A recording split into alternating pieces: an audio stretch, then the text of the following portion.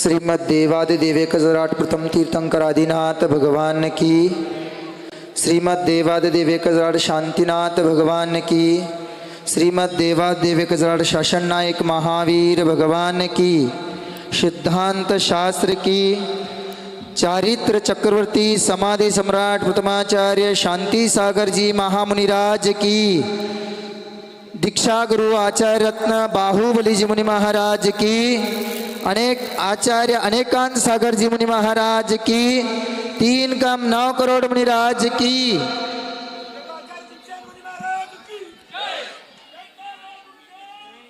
भव्य बंधू, फक्त 10 मिनिटं आहेत आणि त्या 10 मिनिटामध्ये सगळं सांगायचं आहे। आणि आत्तापर्यंत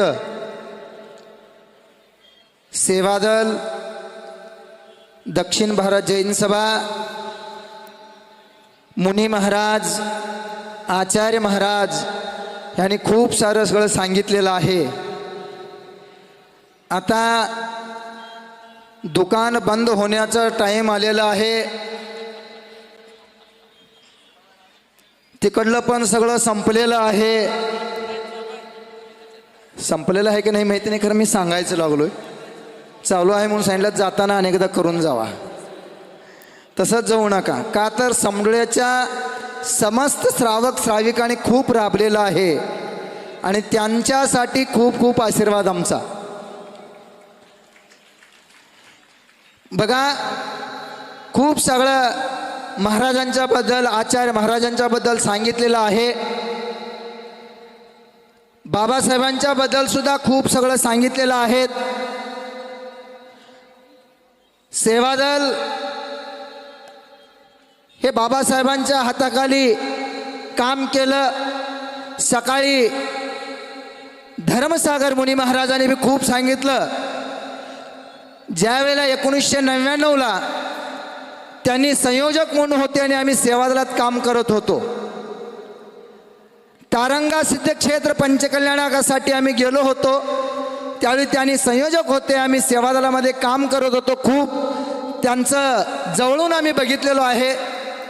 असं अनेक चंद्रपूर सागर महाराज आहेत, अनेक मुनी महाराज, आम्ही सगळीजण या सेवादलातूनच बाहेर पडलो आणि आज सेवादलाचे सगळे हे आपण आहात। आज सकाळपासून आम्ही बघत होतो की सगळ्यांचं डेकोरेशन, सगळ्या सेवादलाच्या झांज पथक, पाठशाळ्यांच्या मुलामुलींचं डेकोरेशन खूप सुंदर होत होतं। खूप सुंदर त्या लहान लहान मुलांनी, लहान लहान बालकांनी हे कार्य केलं।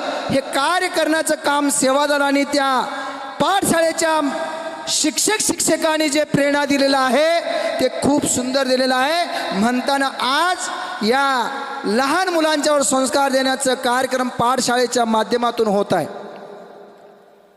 बंधू, आज घरोघरी शांतीसागर, मनोमनी शांतीसागर, तसंच आपल्या घरोघरी पाठशाळा, मनोमनी पाठशाळा हे व्हायला पाहिजे। अनेक ठिकाणी आम्ही जातो, विहार करत असतो, तिथं पाठशाळा नसतात। पाठशाळा करा म्हणलं तर महाराजजी मुलं कोण येत नाहीत। का येत नाहीत मुलं? तर धर्म नको आहे मुलांना।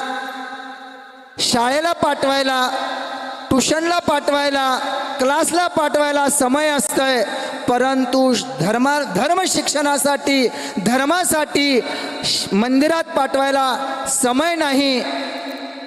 परंतु आज आमचा धर्म टिकवायचा असेल तर प्रत्येक लहान मुलांना तुम्ही त्या पाठशाळेमध्ये पाठवायला पाहिजे, म्हणजे पुढं आमचं धर्म टिकून राहणार आहे।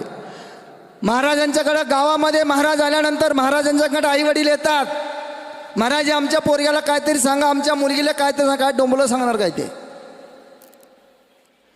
ते महाराज आज आहेत, उद्या निघून जाणार। 4 शब्द सांगतील, बाबा बस्तीला ये, मंदिरला ये, पूजा कर, अमुक तमुक सगळं सांगतील, परंतु पुढचं त्याला संस्कार, सुसंस्कार ते आई वडिलांनी द्यायला पाहिजेत। आज भरपूर सगळं सांगायचं आहे, पण आचार्य शांतीसागर महाराजांच्यावर तुम्ही हे एक नियम करून जावा की ते आमच्या मुलाला सुसंस्कारित मी ह्या 100व्या शताब्दी महामहोत्सवाच्या निमित्तानं मी हे कार्य सुसंस्कार करीन, हे करा. समडोळी हे गाव अख्ख्या भारत नाही तर पूर्ण जगामध्ये सगळीकडं या समडोळी गावाचं नाव आहे. आणि या समडोळी गावाला श्रावकांना आणि श्राविकांना घडवायचं काम जर कोण केलं असतील तर पहिल्यांदा महाबल महाराजांनी केलं. आणि त्या महाबल महाराजांच्या संघापासून जयभद्र गुणभद्र हे क्षुल्लक महाराज, विजयभद्र आदी हे त्यांनी एक नांद्र, एक समडोळी, एक कोतळी असं एक खौटकोप कर्नाटकातलं असं हे महाबल महाराजांचं गाव होतं. पण जास्त मर्जी कुठं असेल महाबल महाराजांचं तर महावीर मंदिरामध्ये होतं.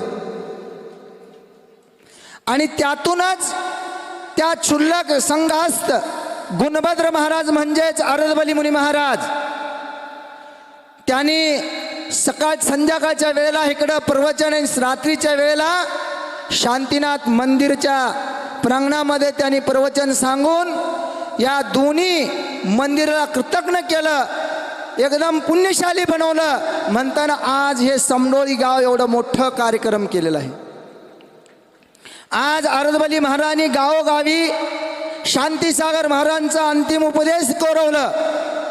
जसं बाबासाहेबांनी मुलांना घडवलं, आचार्य शांतीसागर महाराजांनी मुनी परंपरा टिकवून ठेवलं, तसं अरदबली महाराजांनी अंतिम उपदेश हे त्यांनी आपल्या जीवनात एक 200-300 अधिक त्यांनी उपदेश त्यांनी लिहून ठेवलं. अशा या अरदबली महाराजांचं ऋणी खूप या शांतीनाथ मंदिराला सुद्धा त्यांनी खूप समय दिलेला आहे. महावीर मंदिराला क्षुल्लक अवस्थेमध्ये दिलं आणि मुनी अवस्थेमध्ये इकडं दिलं. अशा या समडोळी गावाला या अनेक मुनी महाराजांचं पदप्रवेश झालं. आणि अनेक या समडोळी पुण्यक्षेत्रातून मुनी महाराजांचं दीक्षा झालेत. अपूर सागर, सुपार सागर, शांती सागर, अनेक माताजी, क्षुल्लक क्षुल्लिका हे अनेक आचार्य शांतीसागर महाराजांच्या पासून आजपर्यंत अनेक मुनी महाराज व्रती त्यागी होऊन गेलेत. खरोखरच हे पुण्यभूमी आहे.